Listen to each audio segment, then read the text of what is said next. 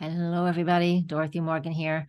We're going to talk about the astrology for the weekend, and that weekend is Saturday, Sunday, and Monday. So that will be 6th, 7th, and 8th. I had to check my calendar and make sure I'm doing it right. We're going to talk about the astrology. We're going to talk about, we've got two things happening, especially on Sunday the 7th.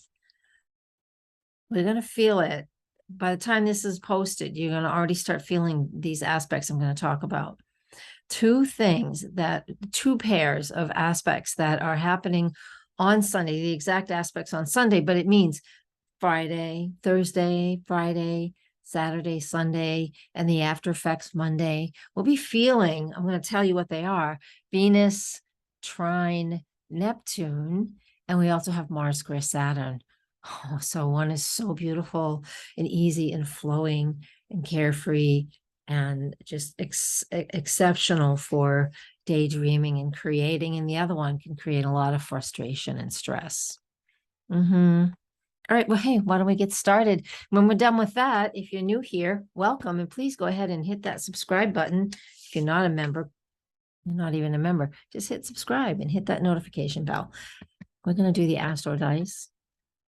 Like these guys. So we'll just get some extra insight at the end from them. And I always love to pull a card from this deck. Nature is my church. It's my solace. It's how I ground. I got Taurus rising, Gemini, Taurus rising, Capricorn moon keeps us busy. And this is why I'm on vacation. Damn Capricorn moon. I'm on vacation while I'm recording this. Oh, wow. I'm going to do what I do. What I'm going to do now, for those of you who know me, you already know what I'm going to do. I'm going to share my screen. And those of you who are new, I'll show you my screen and we'll talk about what's here. And you can learn or you can just listen and don't get confused by what you see on the screen. But everybody just loves to learn these days. So here is the wheel, the chart. I'm in New England. So when these aspects happen, I'm going to give you the time of when they are exact. That's Eastern Daylight Time. You absolutely need to edit that for your own time zone, since I have people from, Australia, New Zealand, all the way around the world, everybody. So we won't talk about house placements. We will not talk about ascendant and midheaven. That's the beginning. All right. The first thing I want to talk about, Thursday and Friday forecast is already up. So that will be at the end of this one, linked to the end of this one. So you can check that out too. I wanted to talk to Saturday. We have by just a little afternoon. So 12:39 p.m. Eastern Daylight Time. We have the moon. This is my Llewellyn book. I love it. The moon enters the sign of Sagittarius. So before that, it's in Scorpio. So all Saturday morning, especially here in New England or the East Coast of the US, the moon is void of course as of like 7:24 in the morning, when it makes a sextile to the sign, the ruler of the sign it's in, Pluto. Moon sextiles Pluto at 7:24 a.m. on Saturday morning, Eastern Daylight Time. And then the moon's void of course. Yeah, that can be some interesting, deep, serious conversations first thing in the morning. But this chart that I have up here, 12:39 p.m. Eastern Daylight Time on Saturday. So just after noon, the moon moves into the sign of Sagittarius. This is play. This is fun. This is adventure. Let's keep that as the theme that's running through the whole weekend, okay? Because that is running through the whole weekend until we get to Monday afternoon. I'll talk about that shortly.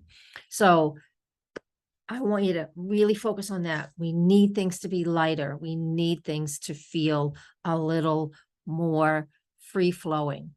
And that is what we get. Here's the next chart. This is Venus trine Neptune. And this is August 7th. So this is Sunday, August 7th. It's exact, again, just before 1 p.m. So 12:43 p.m. Eastern Daylight Time. This is what it looks like in the astrology chart for my latitude and longitude, not necessarily yours. However, Venus is exactly trine Neptune at 12:43 p.m. Eastern Daylight Time. Adjust for your own zone. So that happens for all of us. And what is this? This is fantastic.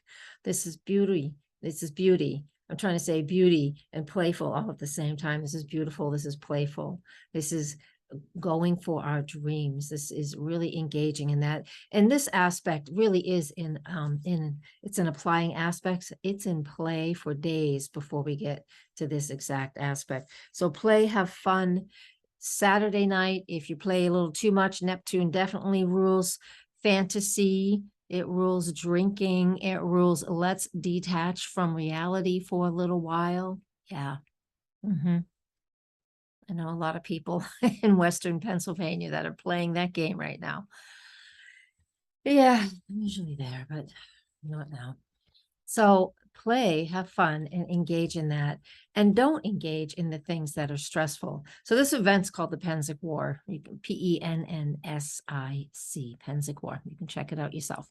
So that's the fantasy of this. It's medieval recreation. It's fantasy. It's recreating medieval history, and it's called the Pensic War, and that is really very appropriate for the next aspect. Also on Sunday, just before 4 p.m. Eastern Daylight Time, Mars, the Lord of War, squares Saturn in Aquarius, which is about boundaries, right? So we have earlier in the day, and all again through Saturday, Friday, Saturday, Sunday, this back and forth, this yin and yang. Honestly, actually, all of these are yin, because water signs are yin, and nope, not here. Never mind.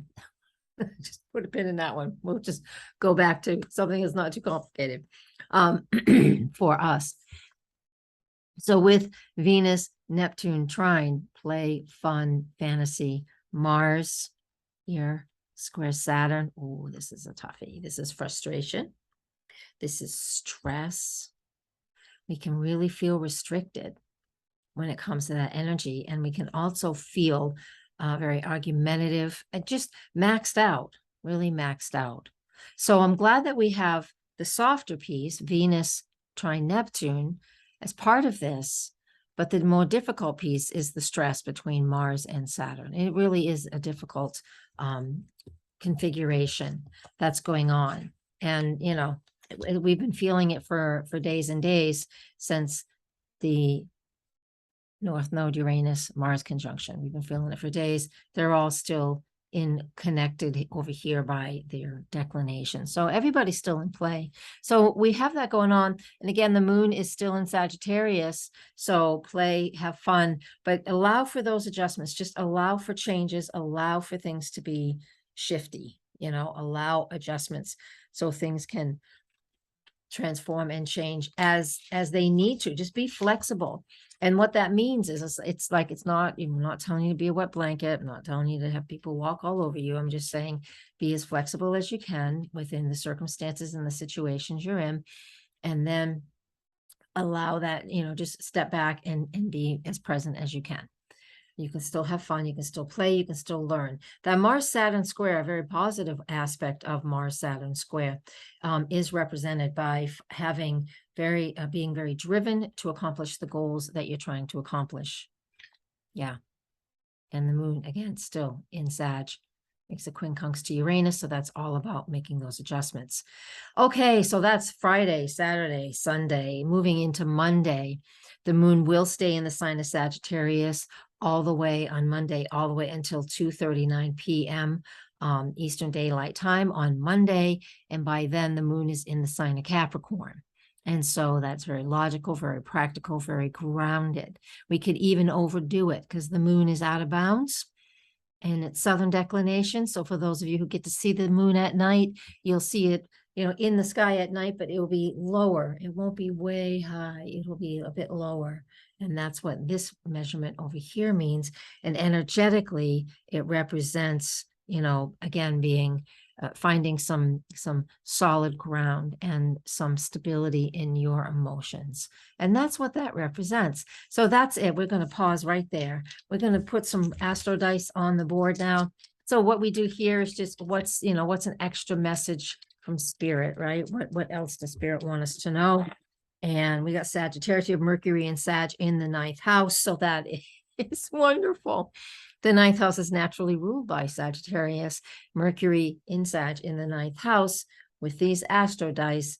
The extra message represents Be open for communicating, education, for sharing your knowledge and your wonder with others. And again, this is also about foreign travel or connecting with people from other beliefs, other cultures. Be open for all of that, because it sure is a lot of fun. You really learn a lot about yourself. I've only traveled internationally once in my whole life.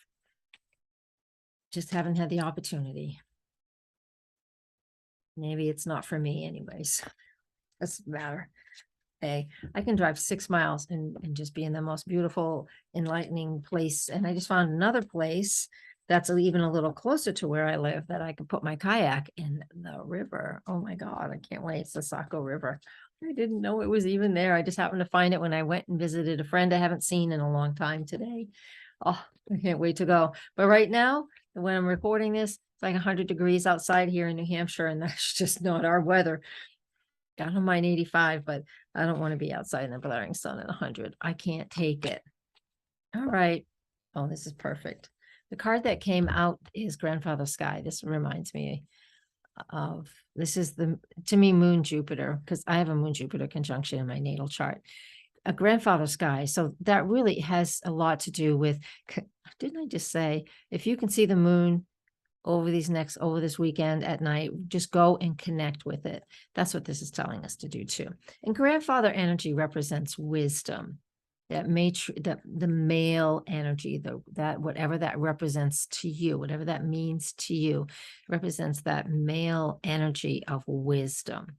We have the grandmother energy, female wisdom. I think that was the last card I drew in the last video. I believe it was. And Grandfather Sky comes in. So trusting that information, trusting that content, trusting the wisdom of your ancestors here. I'm just going to pull it up. Grandfather Sky. Expand your energy. This is vitality. It's healing. It's passion. Being a healer. Yeah. And really, trusting that you're able to, reach for what is important to you. So yeah, I wanted to make sure there's always more meaning to it, because these oracle cards mean, of course, they mean what the author wants them to mean, but you can also interpret what it means for you as well. Whether you have a grandfather that you can speak with these days, or somebody in spirit that meant a lot to you, or somebody, just a wise person. And that's what that grandparent energy represents. Guys, I'm going to see you soon. Please join me on Patreon. That is a way you can financially support me very inexpensively. And we do a lot more content like this. And we do it early. That's the whole point of the Patreon, is like you get it way ahead of time so you can really plan ahead. So here we're kind of like in the moment, which I love that piece too. But come and support me over there if you can. I would really appreciate it. It keeps this content here on YouTube free. All right. Thank you. But thank you, everybody. And I'm honored to be here. Thank you. Blessings. Namaste.